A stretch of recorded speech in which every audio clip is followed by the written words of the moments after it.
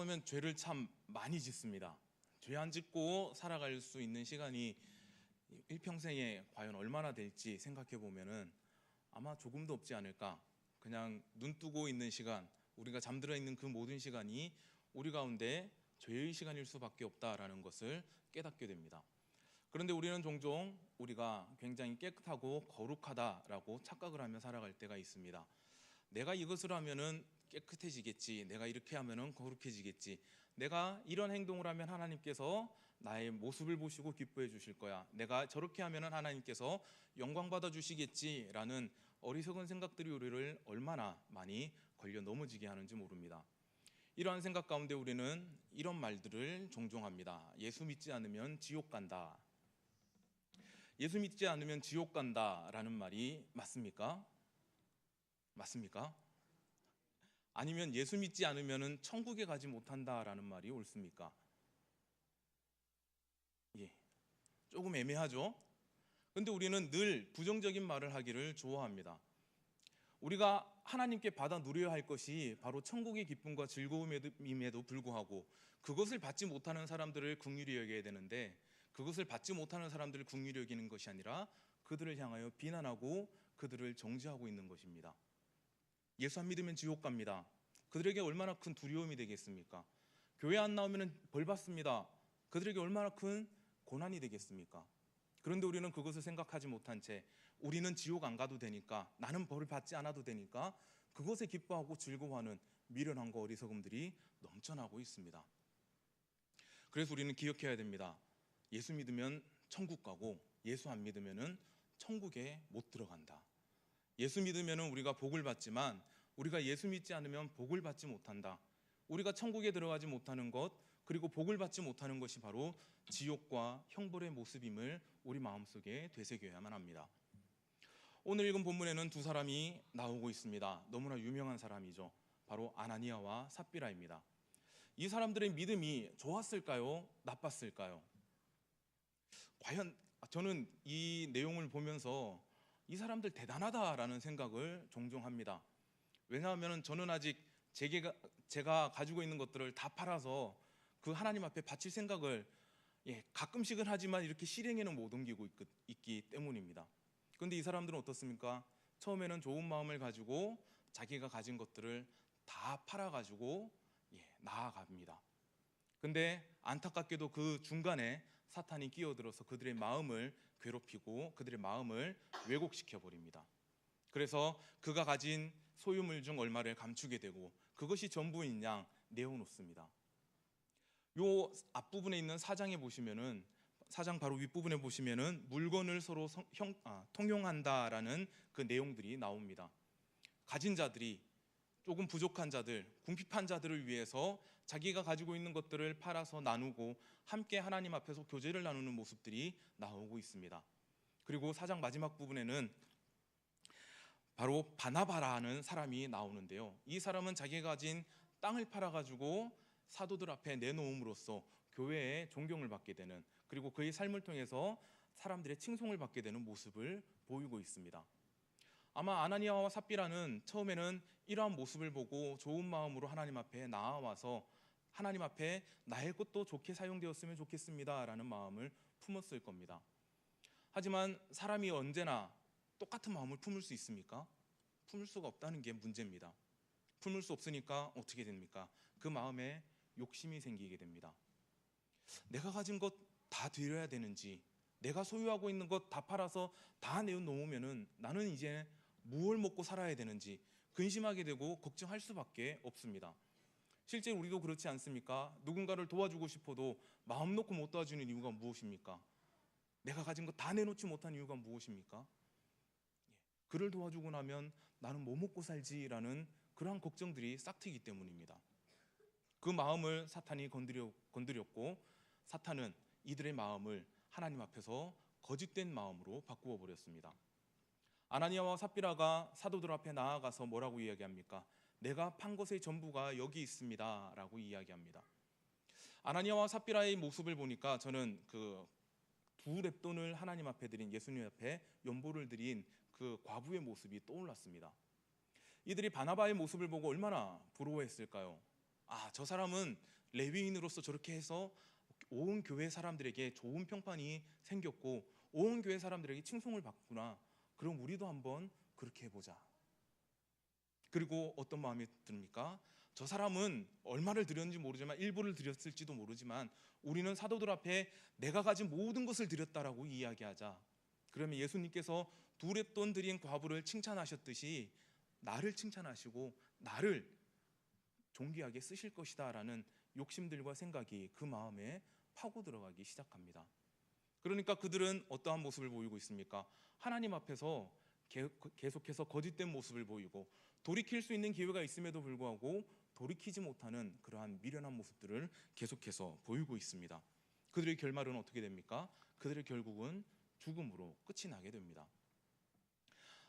인간은 너무나 무지하고 미련하고 그리고 너무나 부족합니다. 하나님께서 우리에게 주시는 것은 분명히 은혜와 복과 구원인데 우리는 그것을 받아 누리지 못하고 있습니다. 받아 누리지 못하는 이유가 무엇입니까? 다른 것이 아니라 우리가 하나님의 말씀을 온전히 알지 못하고 온전히 믿지 못하고 의지하지 못하고 따라가지 못하고 또한 그 말씀 가운데로 돌아가지 못하기 때문에 우리는 하나님 앞에서 그 은혜와 복을 온전히 받아 누리지 못하고 있다는 겁니다. 아나니아와 삽비라가 자기의 것을 내려놓았을 때 그들이 왜 욕심이 생겼겠습니까? 나는 어차피 가진 것이 없어. 그러니까 있든지 없든지 똑같아. 이 마음으로 내놓았겠습니까? 그 자신의 것을 숨겼겠습니까? 아닙니다. 없는 가운데 자신의 전부 드리는 것 생각보다 어렵지가 않습니다. 10,000원 가졌을 때, 10,000원의 소득이 있을 때 11조 1,000원 하는 것 전혀 아깝지가 않습니다. 그런데 그게 1,000만 원이 되고 1억이 되었을 때 100만 원을 11조하고 1,000만 원을 11조 한다. 사람들이 얼마나 벌벌 떨면서 하나님의 것을 자신이 도둑질하는 모습들을 계속해서 보이고 있습니까? 아나니아와 삽비라 자신의 것을 내어놓을 정도로 큰 부자였고 또한 그 마음의 여유도 있었던 사람들입니다. 그런데 그들은 하나님을, 오늘 베드로가 뭐라고 이야기합니까? 하나님을 속였다라고 이야기합니다.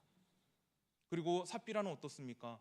삽비라는 돌이킬 수 있는 기회가 있었음에도 불구하고 사도들 앞에서 뭐라 그럽니까? 이것이 내가 판 전부냐라고 했을 때 네, 전부입니다 라고 이야기합니다. 돌이킬 수 있는 기회가 주어졌음에도 돌이키지 못하였습니다.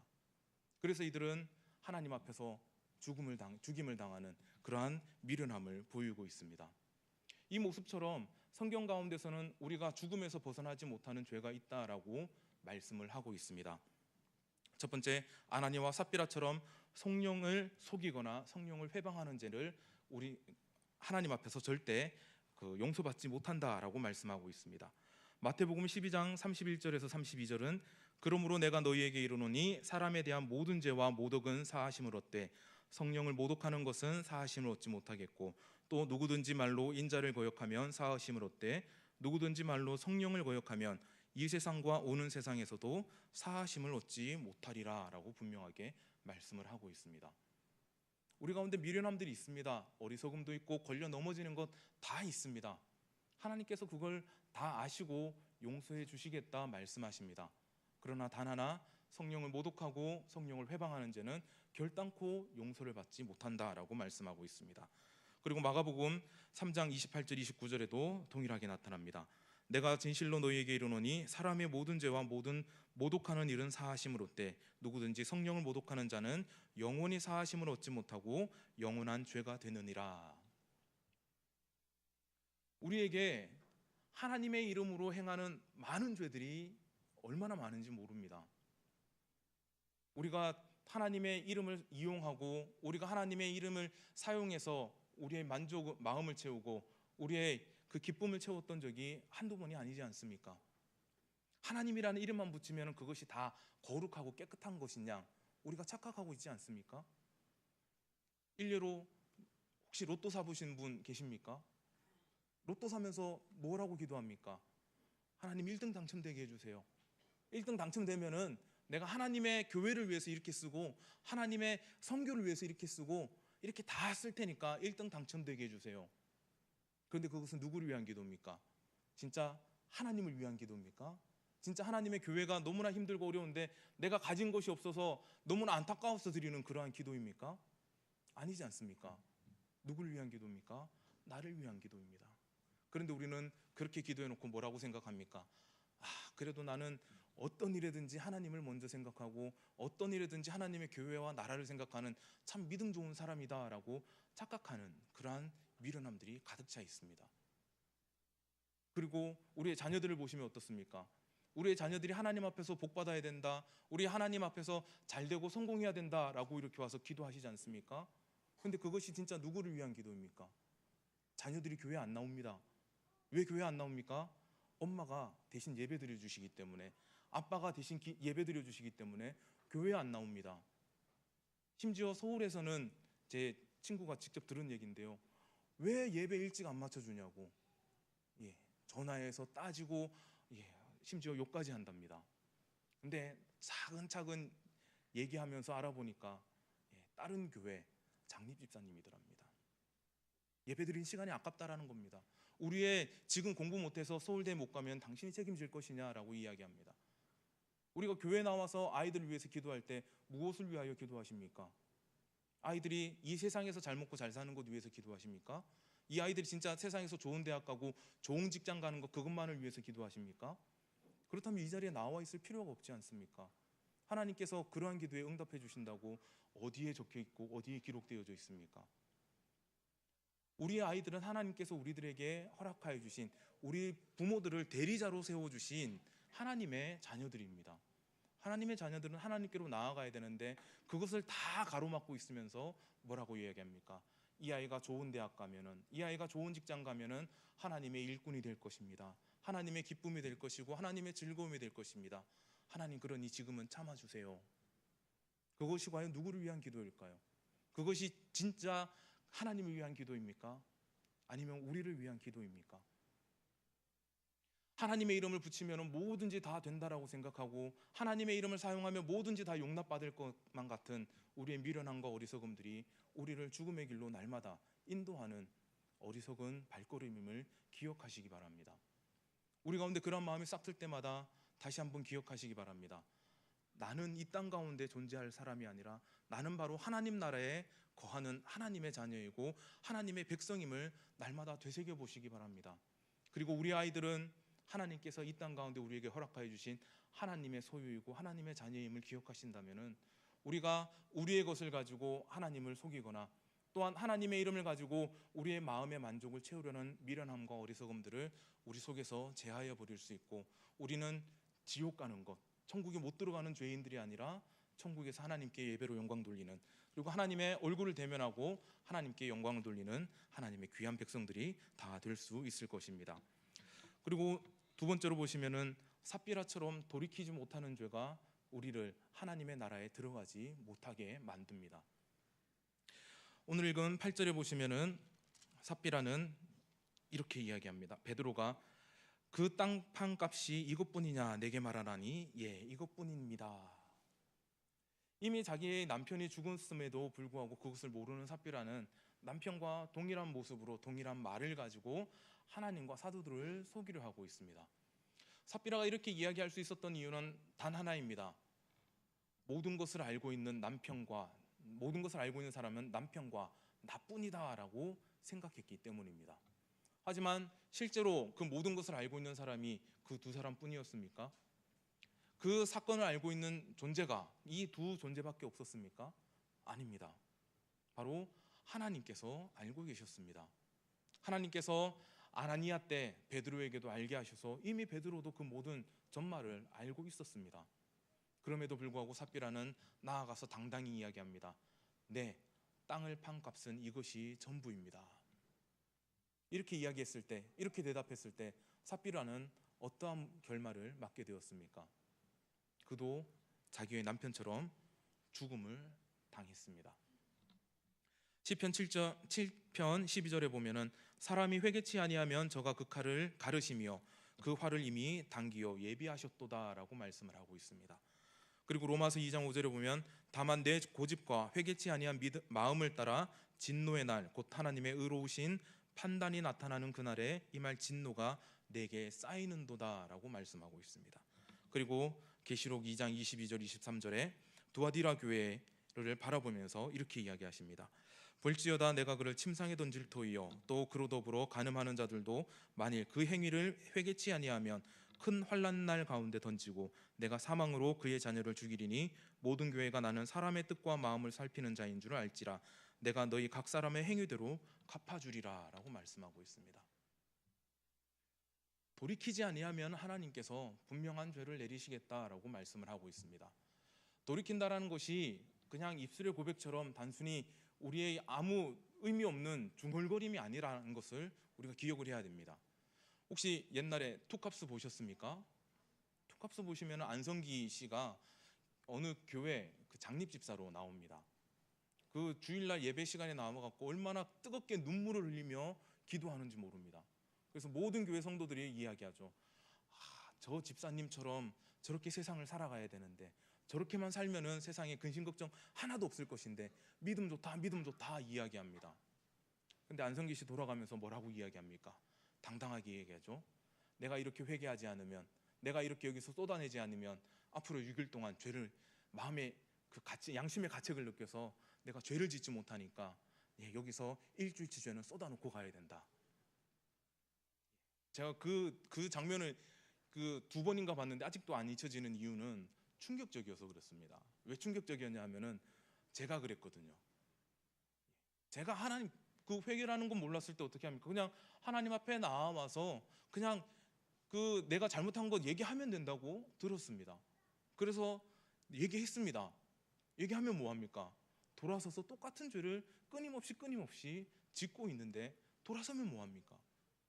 그런데 우리는 미련하게도 그것이 다다라고 생각을 합니다. 우리 아이들이 잘못을 했을 때 어떻게 하십니까? 꾸중을 하지 않습니까? 그 아이가 돌이킵니다. 근데 그 아이가 그 행위를 또 합니다. 어떻게 하시겠습니까? 그 아이가 계속해서 반복적으로 그 행위를 그치지 아니하고 그 잘못을 행했을 때 부모님들은 어떻게 하시겠습니까? 그래도 잘못했다 했으니까 돌려보내야지, 잘못했다 했으니까 용서해야지, 이런 마음 가지십니까? 요즘은 자녀들이 귀하게 자라서 이런 말씀을 잘 안 하시죠. 근데 그 제가 자랄 때만 해도 저는 막 다리 몽둥이로 확 빠불라 손모가지를 빻아가지고 이런 말 하지 않았습니까? 잘못을 그치고 올바른 길로 돌아서는 것이 중요합니다. 그런데 우리는 이러한 모습을 잘 보이지 않습니다. 왜냐하면 회개를 한다라는 것이 어찌 보면 내 치부를 드러내는 것이다라고 착각을 하기 때문입니다. 우리는 어차피 죄인입니다. 이 자리에 나오는 것 자체가 이미 나는 죄인입니다라는 것을 고백하고 하나님 앞에 나와왔습니다. 그 하나님께서 이 자리에 나온 우리가 나의 죄를 하나님 앞에 고할 때 하나님께서 그것을 또 아이고 너는 더한 죄인이네, 야 그래도 니는 좀 낫네, 이렇게 말씀하시겠습니까? 어차피 죽을 수밖에 없는 죄인을 부르신 하나님께서는 이미 우리의 모든 것들을 다 용서해 주시고 이미 우리의 모든 것들을 다 받아주신다 말씀하셨습니다. 그런데 우리는 뭐라고 이야기합니까?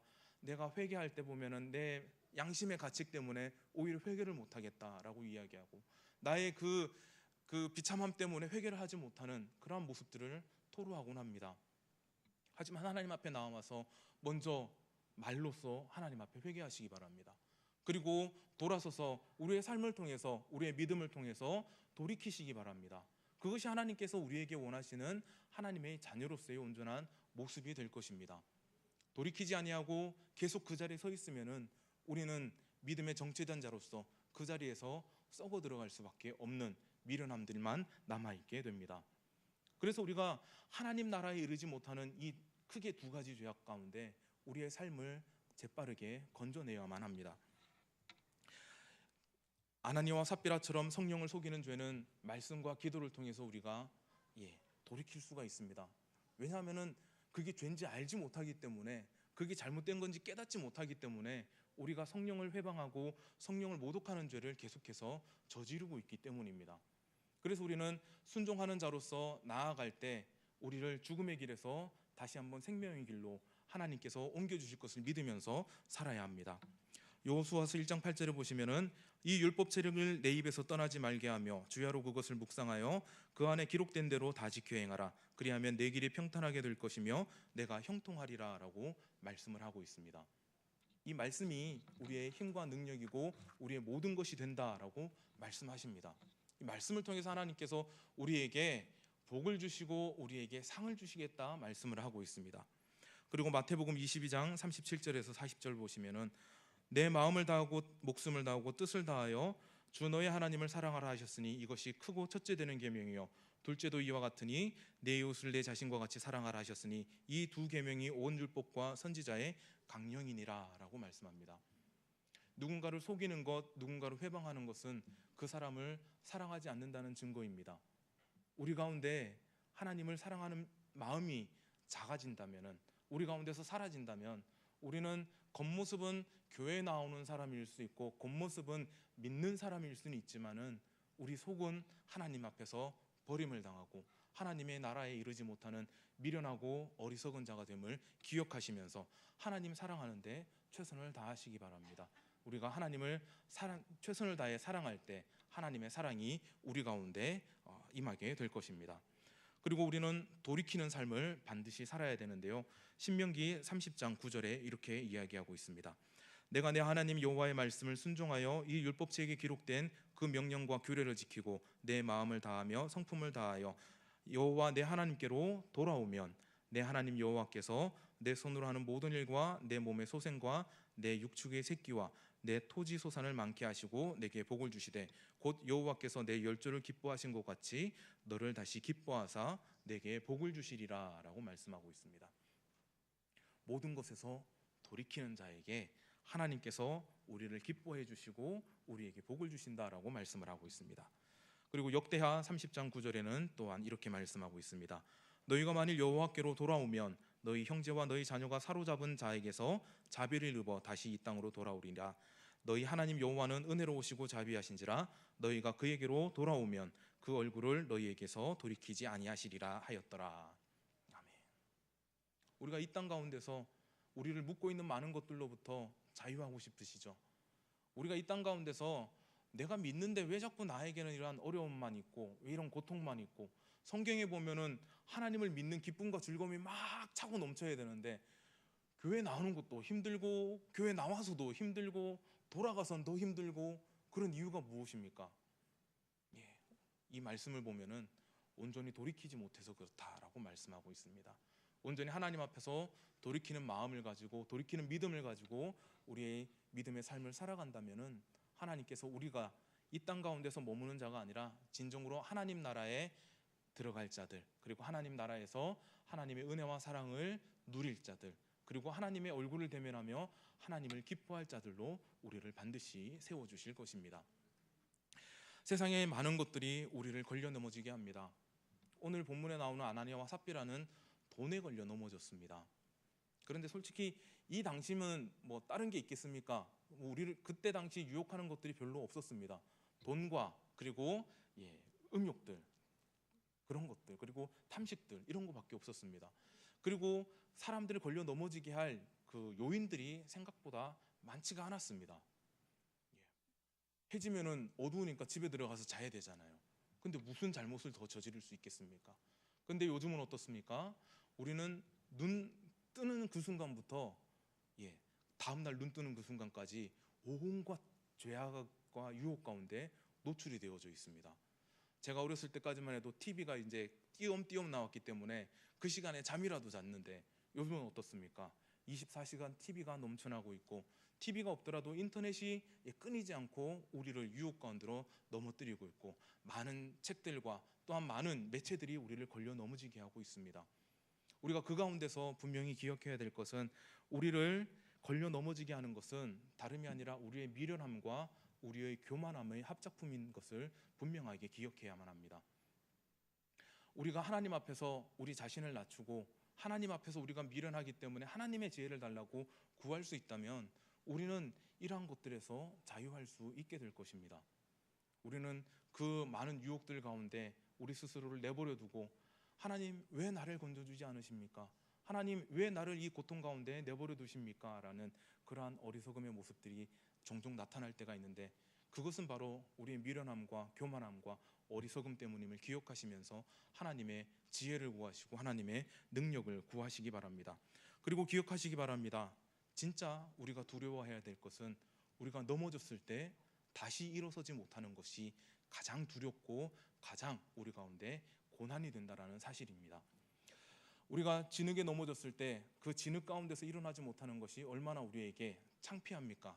달려가다가 넘어져도 창피해서 벌떡 일어나지 않습니까? 그런데 우리가 죄 가운데 빠져 있는데 하나님을 믿는 거룩한 자녀들이 깨끗한 새 옷을 입고 하나님 앞에 서 있다가 넘어졌을 때 계속 그 진흙구덩이에 빠져 있다면 우리의 몸과 우리의 영혼과 우리의 옷은 어떻게 되겠습니까? 우리는 그 자리에서 재빨리 일어나 하나님 앞에 나아갈 수 있도록 하나님 앞에 간절히 힘과 능력을 구해야만 합니다. 우리의 힘을 주시고 또한 우리에게 능력을 주신 하나님이 우리를 미련함과 어리석음과 부족함과 나약함 가운데서 속히 건져주시고 우리를 그 교만의 진창에서 반드시 세워주셔서 하나님의 나라로 우리를 인도하여 주시고 또한 하나님의 기쁨의 자리에 우리를 반드시 함께 할 수 있도록 은혜 베풀어 주실 것입니다. 우리의 미련함들로 인하여 우리의 교만함들로 인하여 또한 우리의 무지함으로 인하여 하나님을 모독하고 하나님 앞에 돌이키지 못하는 어리석음이 있다면 지금 이 시간 잠시 내려놓고 하나님께 허락하여 주시는 그 지혜와 하나님께 허락하여 주시는 그 은혜를 온전히 받아 누릴 수 있는 하나님의 귀한 자녀들이 다 되시기 바랍니다. 그래서 세상에 대한 안목의 정욕들 그리고 세상의 물질의 정욕들 자녀에 대한 맹목적인 정욕들을 이 시간 다 내려놓으시고 하나님의 나라를 사모하시며 또한 천국을 침노하는 자가 되어서 우리에게 허락하여 주신 그 천국을 온전히 소유하시는 저와 여러분이 되시길 주님의 이름으로 간절히 기원합니다. 함께 그 말씀을 기억하시면서 한 목소리로 기도하도록 하겠습니다.